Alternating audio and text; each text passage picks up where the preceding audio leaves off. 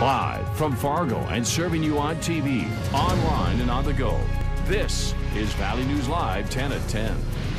A warning tonight for pet owners from a man who says he believes his dog was bitten by a bobcat.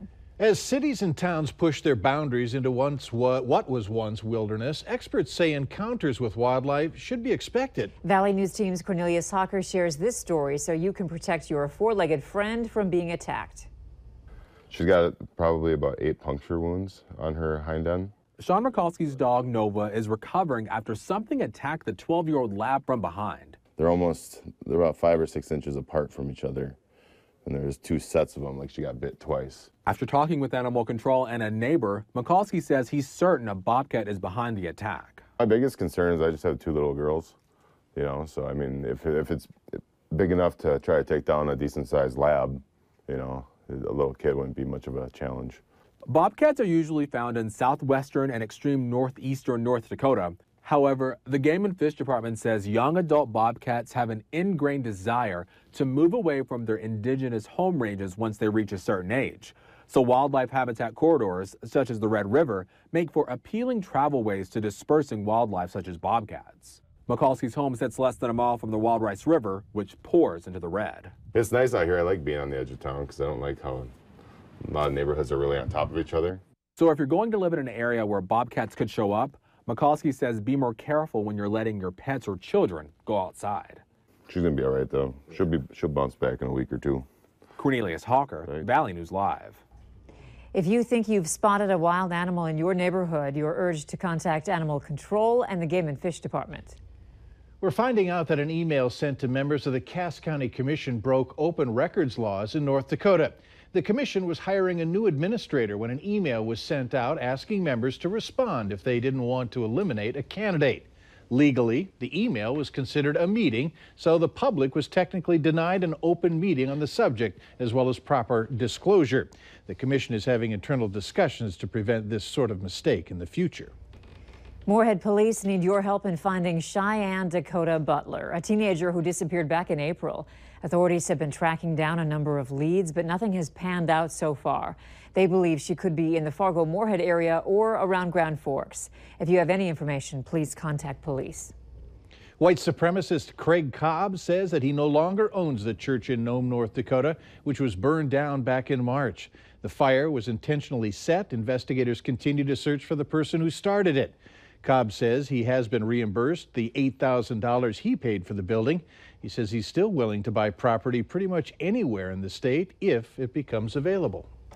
A cyber attack has spread to every corner of the world. Hackers demanding money have paralyzed computers in at least 99 countries. Britain's health system was among the hardest hit, and in the U.S., FedEx was targeted. Reporter Charlie Dgata reports.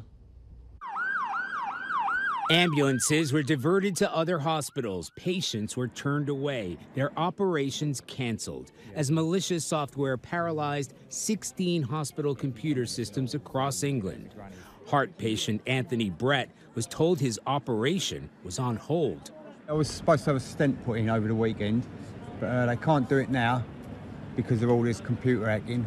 When hospital employees signed in, they found their files had been turned into gibberish, encrypted to be unreadable. To decode the files, the hackers were asking for $300 in ransom. The demand would double after 3 days, or data would be destroyed.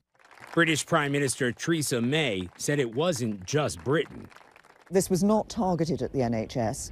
It's an international attack, and a number of countries and organisations have been affected. That was an understatement. By the time she'd finished speaking, similar attacks had been reported on business targets across Europe. Japan, Turkey, and the Philippines were also affected. But cybersecurity experts say the brunt of the attacks were felt in Russia, including the country's largest mobile phone company.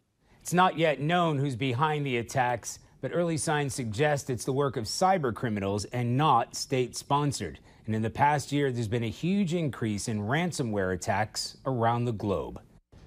The malware program is called WannaCry, and it was first uncovered in documents stolen from the United States National Security Agency. Microsoft said in a statement that individuals who are running our free antivirus software or have Windows Update enabled are protected. While almost 80 tickets were handed out yesterday along 32nd Avenue South, police say they didn't even make a dent in catching speeders. The road work is frustrating a lot of people, and police say almost every driver rolling through that stretch is going over the limit. To find out for ourselves, Valley News Team's crime and safety reporter, Nicole Johnson, grabbed a radar gun and caught a lot of people speeding, going well over the speed limit. They're moving. They're upset. They're on their way to work. They're behind from dropping the kids off. They're going to meetings, and the biggest excuse they had was I wasn't paying attention to my speed. Well, you're flying past other cars. You're flying past these cones. Officer Moon says the fastest he caught someone speeding was at 23 miles per hour over the speed limit. Thousands are converging on Washington, D.C. for Police Week. A number of Wisconsin officers and family of fallen law enforcement officers entered our nation's capital on two wheels as part of their Police Unity Tour. Valley News Team's Peter Zampa met up with some of them at the finish line.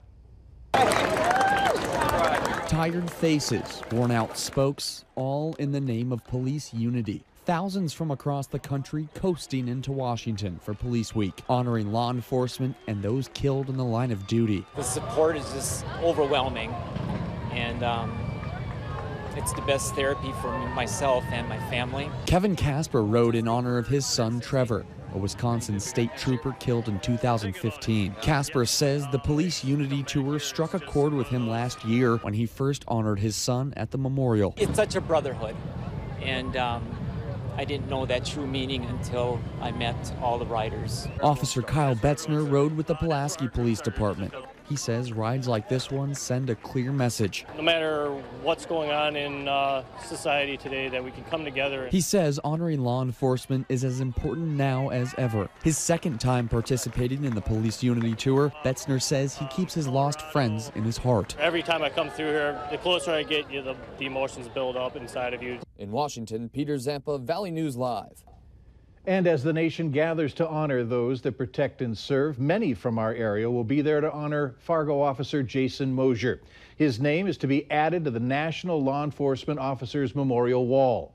This picture from the Fargo Police Facebook page shows a group gathering after landing in our nation's capital. Group members are all wearing thin blue line bands to show that they are Moser strong. Dozens of family members, fellow officers, and others from the Fargo-Moorhead area will be there. A candlelight vigil is scheduled for tomorrow. The service at the memorial takes place on Monday on the front lawn of the Capitol. Moser's name and those of 142 other officers killed last year will be read and inscribed on one of the two marble walls. Valley News Live's Christy Larson will be there as well, so be sure to join us for live coverage throughout the day, starting with the Valley Today.